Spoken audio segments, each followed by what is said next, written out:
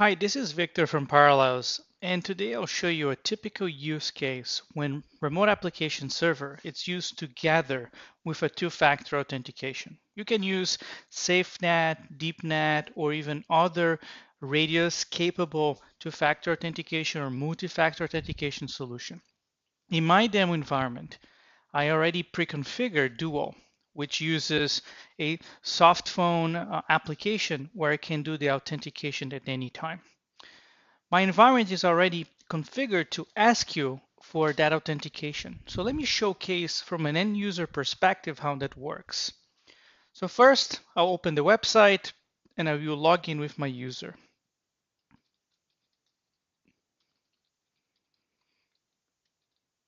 Once I log in, we are asked to use an OTP, which in this case I have to open my phone and open the Duo application.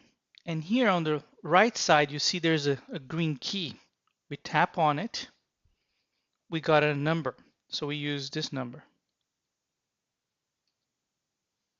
And as simple as that, once the authentication with the token is done, I can get into my apps. This is very simple to be used from an end user perspective.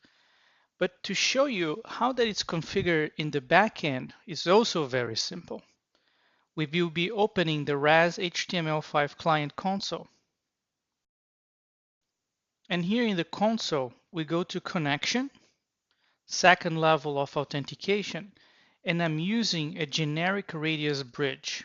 And if I click on settings, we will see that we're connecting to the OTP radius server from Duo, which is locally installed, which is a proxy server.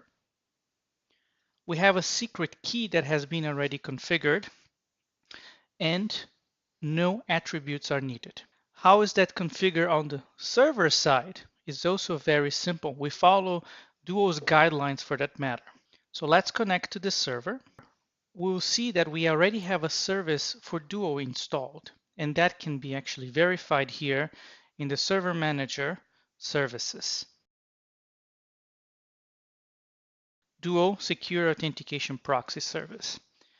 Now, once you download, you have to follow certain instructions from Duo, which are identified or available through their API into the Duo website.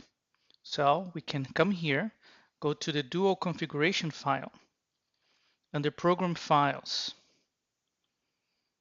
Duo Security Proxy, conf, and here I created a simplified version of the file.